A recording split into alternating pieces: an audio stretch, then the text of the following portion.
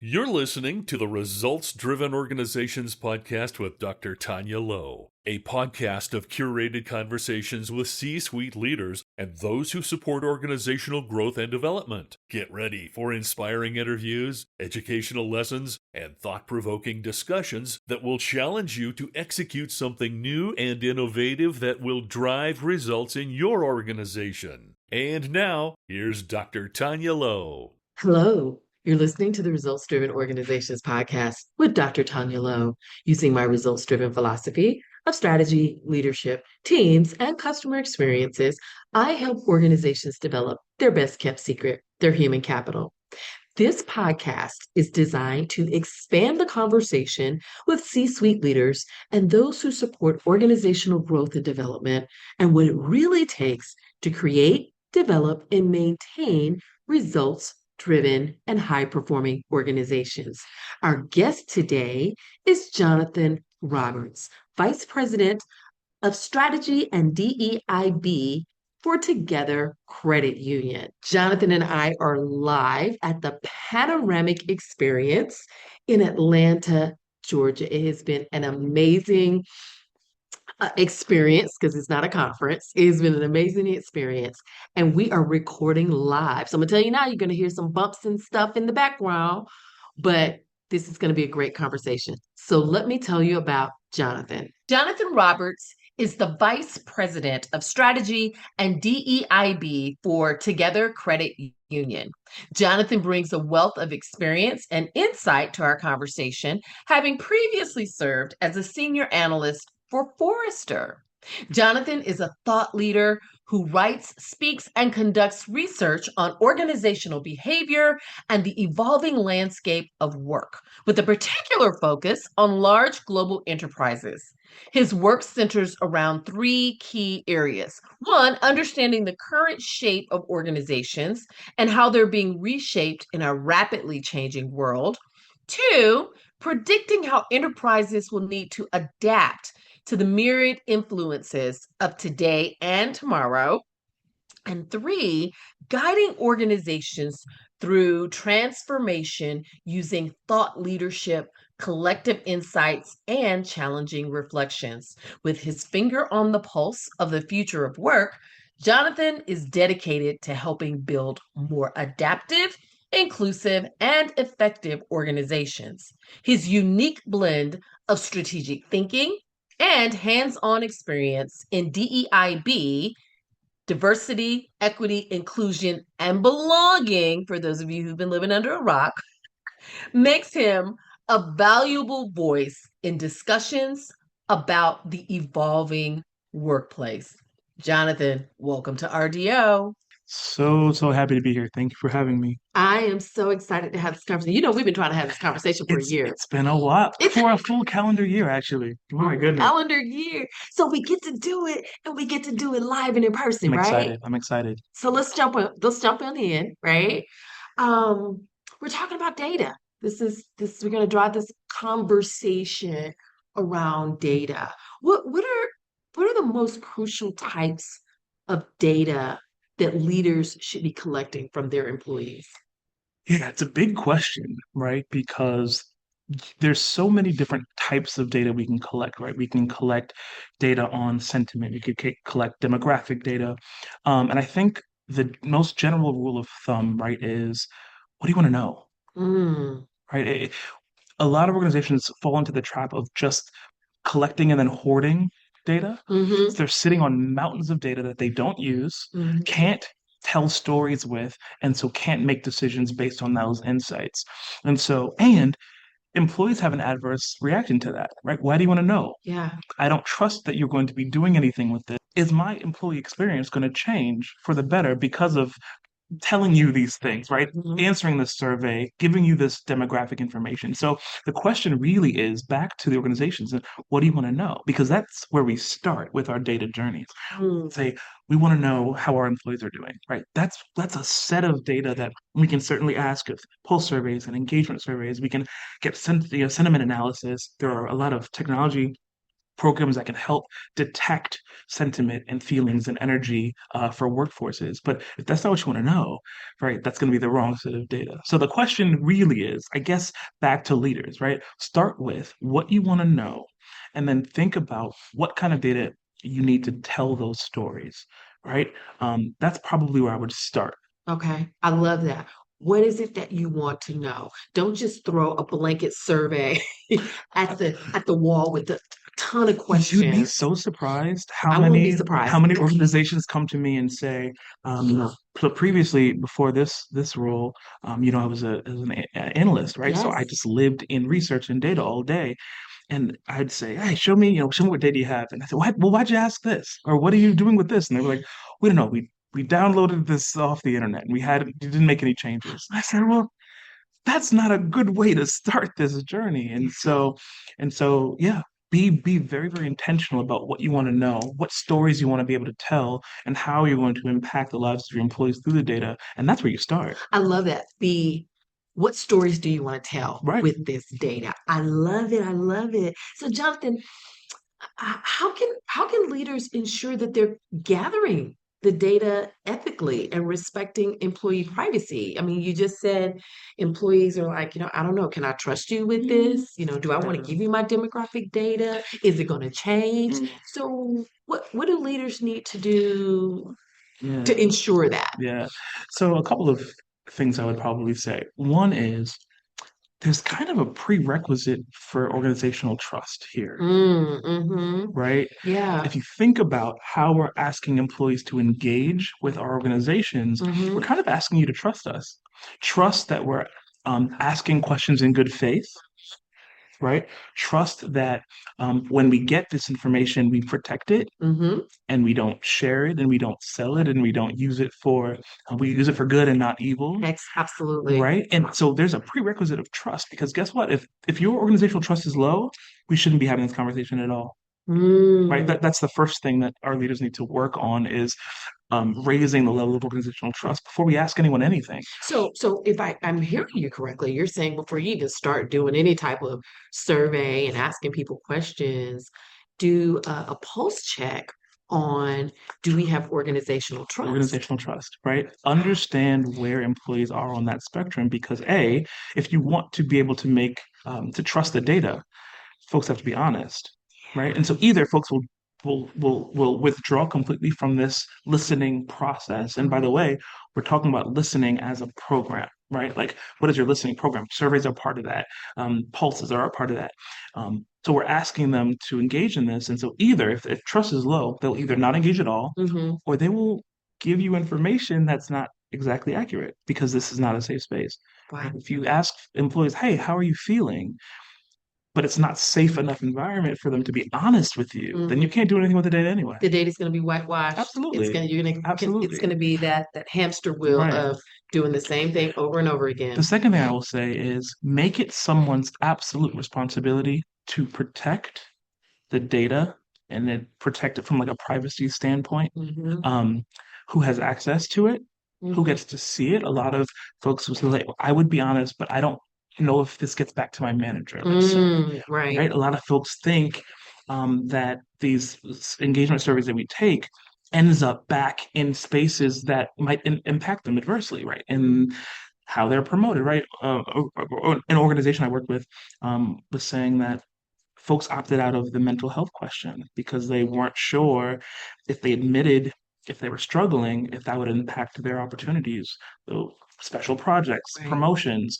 Oh, maybe they can't handle that because they're right. And so folks were, adjusting their behaviors because organizational trust is low and they didn't believe the data would be protected. And if they felt comfortable enough to answer that question, Right.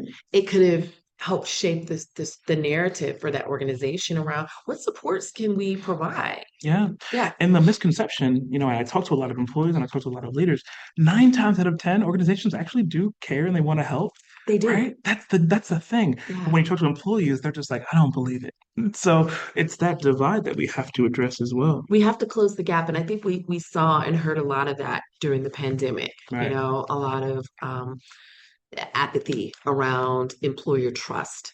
And so before you ask any questions, you got to build up that trust factor. Absolutely. So where do they start with that, right? Because a lot of leaders within their organization, there is a lack of trust at various levels, right? It may not be the CEO, it may be that I don't trust my manager, right, or I don't trust my peers. So yeah. where do you even start? Okay, how much time do we have? There's a great model that we've developed that breaks workforce and organizational trust into three components, right? Okay. Um, and and we're going to take trust out of this an emotional place, and we're going to put it so trust for an entity, trust for a moment in time, trust for an organization, trust for a group of leaders, right? So when we're talking about trust in that way, there are three components that really we see the data would suggest that really impacts that level of trust, right? Season 4 of the Results Driven Organizations podcasts with Dr. Tanya Lowe is sponsored by EVA Online Virtual Assistants. Imagine having a team of dedicated professionals handling your day-to-day operations while you focus on leading and growing your business. With EVA Online, that dream becomes a reality. Their virtual assistants are experts in efficiency, helping you streamline processes and maximize productivity. To learn more, visit our show notes page, because your success starts with the right support. Now, back to the show. One is commitment. Mm. Will we do what we say we're going to do, right? And over time, right? So I've been working for 3 years, and every time something comes down the pike, they say, and then you just wait for 6 months and they'll say something else. So, right, I don't trust that we're actually going to follow through on the things that we say. That's one. Two is competence. Can we do the thing? Ooh. Do we have the ability to do this change? Do we have the ability to be successful in a thing, right? So one is commitment, two is competence, and then three is goodwill. Do I think that this thing, this change, this leader, this moment is good for me, is good for organization, right? Those three things, and we as leaders can almost use it as a diagnostic, right? Like, okay, we're about to roll out a big change, or we're about to ask employees for something. How did we do the last time? Right? Did we do something and then pivot? What did we do with last year's like data? You're talking about one of my clients. Listen, what did we do with last year's survey? Yeah. Right? You're asking someone to do something. Think about what you did last year. What changes were made? Did anyone tie back the results from that survey into changes that were made in the organization? Right? Because if not, it's going to be exponentially harder to continue to. That's how apathy sets in. Absolutely. Because then why would I, and like rightfully so, right? Why, as a logical linear thinker, why would I engage? Why would I continue to engage when you've proven to me that we don't follow through and we lack the commitment to actually make situations better using these surveys, using these listening tools? So why? Yeah. And that's a good question, right? So as organizations, we need to understand that don't ask anything that we're not prepared to address. Don't ask anything that we don't have the ability to even just talk through, right? Every time you send a survey out, you should be sending out some kind of readout. Hey, here's what we did. Here are the insights. Here are the insights. Yeah. And here's the plan. Even if the plan is like, we can't do this right now, but we'll put it on the roadmap for next year. Yeah. We hear you here, but unfortunately, here are our barriers, right? Yeah. Just enough to close the loop. To say, I heard you. Here's what we gleaned. Yeah. Here's the changes that we're going to make. Here's the changes that we're not going to make. Yeah. That's all relevant. Yeah. But when it goes into this black box and then they don't hear anything until a year later when we ask you to do this year's engagement survey, why would I? Yeah. Oh my goodness. You are. Ooh. So we have established trust. We have done our checks and balances. How often should a leader be collecting data, and what's the right balance between frequent insights, right, to keep you up to date, and survey fatigue? Yeah. That's a good one. And I will reposition the question, right? Because it essentially isn't what's the right frequency for surveys or what's too many, because we're all surveyed out. But here's, I think, what we're actually tired of, right? And we talked a little bit about this the last question. Yeah. What we're actually tired of is engaging to no avail. I'll do 10 surveys a day if I think that those surveys are going to improve my employee experience, right? If I think that these surveys will yield fruit that matters to me. But the fatigue sets in when you're asking me to do busy work. so that you can check a box, right? That's one. Wow. Yeah. Two, I think organizations really need to understand that surveys are only one component of your listening strategy. Should be, right? Your insights should not 100% be from this annual engagement survey. My goodness, Right. right? Or surveys in general. There are plenty of different methods of listening that all should be working together to create a comprehensive listening program, right? So it's surveys, but it's also focus groups. I It's was going also to say one-on-ones, the right? key thing there is listening. Right. So It's also analysis for exit interviews, right? There's so much amazing data that people are willing to tell you when they're leaving, right? Yeah. So it should be a full comprehensive program of how we have different kinds of data that we kind of use together to create these stories, right? It's not just surveys. Mm. And I think and this is why, in my opinion, there needs to be someone responsible for this. Because a lot of times we relegate this to just someone's spare time in HR. Yeah. Hey, Yeah. you're the engagement survey person. And of course, it's much deeper than that, right? We liken organizational success to how well they can listen and keep their finger on the pulse of their workforce And stay relevant. So, because things change so frequently. yeah. So are you saying that organizations need to have a assigned data person in-house?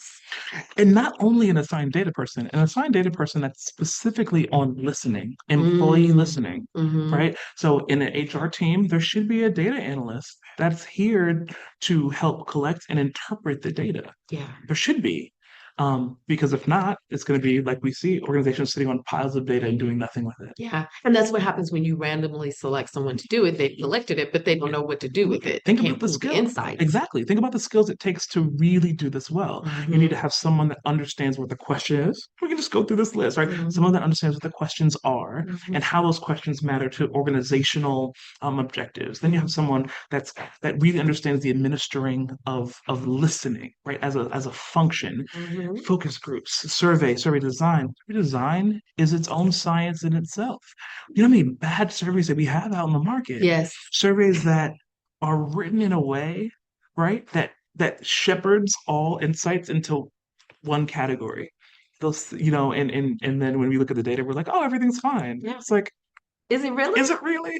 Because the way we ask that, there's really no place to write that it's not, right? There's really no place for employees to really share their thoughts in those spaces, right? So, and then you have to have someone that's going to store and protect it. Store and protect, yes. And then you have to have someone that's really going to help you pull insight and tell stories with the data, right? So that's 4 separate skill sets and functions, right? Yeah. So at least, and I'm not saying necessarily they're different people, but they really, it's bigger than organizations think this is. Yeah. So I'm not saying you need a data team, but you might need a data team. Listen, I didn't say it, but if I was running a company right now, that's one of the first things I would do. Yeah. Stand up a very, very strong listening program and make sure I had the data chops to carry it through. I've been doing a lot of research and study around this whole world of work, the World Economic Forum, all of that. And there's so much data out there, And so just imagine if a company is thinking about where do we start upskilling and reskilling and how does this apply to us and not just stick your head in the sand. Yeah. We stay relevant by creating some things that we might not have that can take us to the next level. Right. So speaking of the next level, AI. No, boy. AI is here to stay. I know people have different feelings about it. Sure. What role should AI and machine learning play in analyzing data? Yeah. So what I will say, and it can be touchy, right? Because we're talking about typically, in this case, we're talking about people data. We're talking about sometimes sensitive information. We're talking about the ways that AI, at least in earlier models, is trained on stereotypes and bias a lot of times, right? So here's what I would say. AI is great for having conversations with a large amount of data, right? You can converse with it. That's the kind of the magic of AI is you can ask a pile of data a question. And you can not only it not only kind of regurgitates what it already knows, but in the world of generative AI, it can create something new. Cool. But it's not enough to let the robots go off and be robots, right? You have to partner with humans and humanity. You got to watch it very closely, and you have to really work alongside of it. So organizations that think that this is the answer, and they're just going to let AI run amok in and out of their data and in and out of their people departments, absolutely not, right? You keep a very, very close eye on this. But what it can do, like, so for instance, there are tools where it will look at all your performance reviews, right? It'll look at your 10 years of performance reviews and say, hey, here's what we noticed. Wow. Here's some trends. Hey, did you realize that, and this is from a study that we did last year, did you realize that whenever we talk about women's performance, we talk about personality, but then when we talk about men, we're talking about actions and tasks? Right. Right. And so, if you look at the data and you're looking at a year or looking at a manager or a team, you won't necessarily get that kind of trend information. So technology can absolutely, and AI can help us identify those trends, but you got to watch it. You have to be very, very careful. Yeah. Mm-hmm. So even though it's the new shiny thing, you need to establish some competence Absolutely. if you're going to utilize it with your data. Forrester calls it AIQ, right? What's your AI IQ? What is your organization's willingness, skill level, and general kind of feelings towards AI as a practice, as a function, right? And this is past the developers, right? Just general people in your organization. How do you feel about it? How do you feel working alongside of these tools? Do you know when to question the results you get from AI? A lot of people don't. So either we get folks that completely throw it all away because they don't trust it as an idea, or we have folks that just, as soon as they get an output, they're like, this is it. This is it.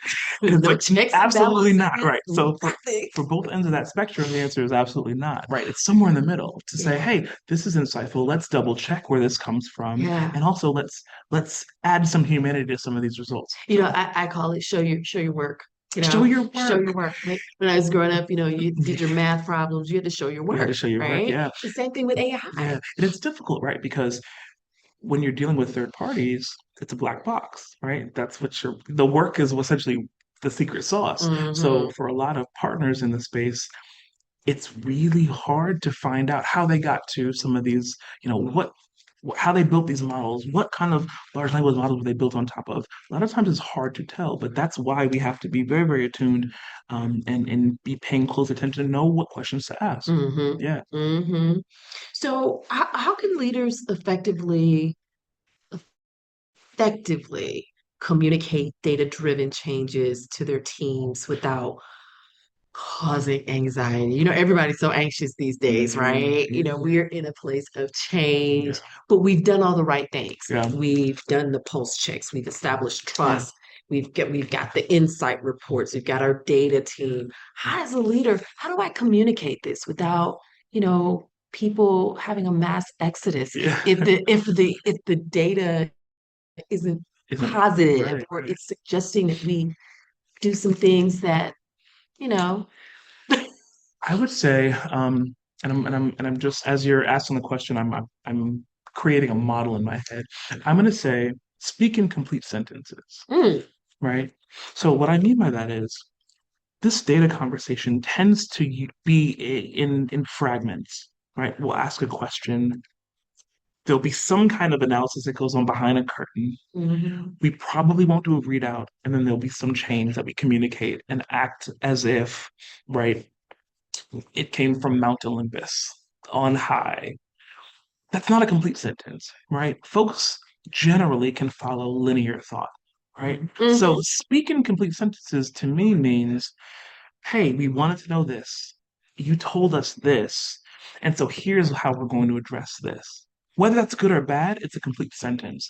And when you tell a story like that, folks generally can follow. And even if the outcome is bad, hey, maybe a product is not doing as well, or maybe this change is coming and you guys are not prepared for it. Well, here's how we're going to address that. But it's a complete sentence. And usually workforces can get behind things that make sense, whether they like it or not. Right. as long as I can track logic, as long as I can see myself in that story somewhere, Mhm. I'll 9 times out of 10 I'll be okay. Yeah. Right? Yeah. It's when things feel random and disparate It's and vague. strange and creepy is when it's like, what is this? Yeah. Right? And so I think it's really about following through and telling that story arc and telling a complete story in a complete sentence, and folks will be able to follow you. I like that. Even if the results aren't something that um, that will go against me, right? I understand. I have an understanding of why it's happening. I don't have to like it, but I have an understanding of why it's happening. Right. So, wow, this has been so good. What advice would you give to leaders who are just starting to implement data-driven decision making in their organizations? Like, wow, they're listening to this and they're saying, we need to do this. We need to, I mean, what Yeah. advice would you give? I would say first, rally the troops. We talked about all the different skills that are needed to tell a full to tell a full story, to speak in complete sentence. Yeah. We talked about security. We talked about analytics. We talked about listening theory, whether or not trust. Right. So that's a team. It is. It's a team. Yeah. Right. It is a comprehensive approach, and we see so often when one group tries to pursue this by themselves, and it just is, it feels strange and weird and creepy, and so I would say the first thing you want to do is rally the troops. Say, hey, for this next set of decisions, for this next year, we really want to start making really more well-informed, data-driven decisions. Here's how we're going to get there. Right? Here's what we need from HR. Here's what we need from tech and analytics. Here's what we need from security. Right? And we all sit in a room and we come up with a plan. And then we share the plan. The days of keeping your organizational cards so close to your chest are just over, right? Especially with some of the younger generations coming into the workforce. Show your work. I love that. Show your work. How did we get here? What is the plan? How do I and because here's the thing. Employees will decide whether or not they're going to engage in this and how deeply, depending on how you present this as a function, right? If you can't tell me what questions we're trying to ask, how my data will be protected, I'm already deciding whether or not I'm going to answer your first survey. Yeah. I'm going to decide whether or not I'm going to volunteer for this focus group. Not going to You're deciding, right? And so how you roll this out and who you roll this out with, thoughtful and comprehensive you're being, really, really matters to how employees ultimately decide if they're going to engage or not. That's so smart. Yeah. Rally the troops, come up with a plan, keep the communication flowing. Absolutely, two-way street. And then be open.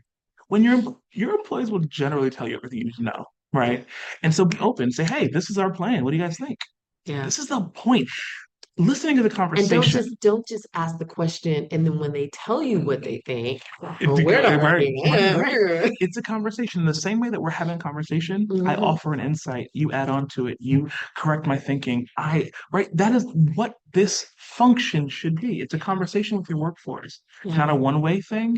It's not a disseminating of information. It's not a scolding. It is a conversation. It's a conversation at scale. And we've got to stop being afraid to have the conversations. We have to stop. Jonathan, what are you reading that we should be reading? I was ready for this question. So I'm currently reading a book called Power for All.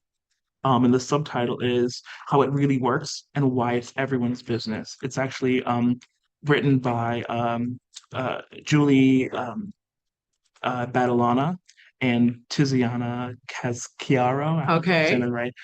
It's brilliant. It's essentially about understanding power in organizations, how power and influence flows through systems, how historically what our understanding of power and influence is, how power is hoarded or shared or disseminated in organizations. It's brilliant. Oh my. And it takes it takes power out of this kind of villainous state, and it talks about how we can use it for good, and it's brilliant. Highly recommend it. Oh, thank you. I need to add that to my reading list. I hope you enjoyed this episode. We've been chatting with Jonathan Roberts, Vice President of Strategy and DEIB for Together Credit Union.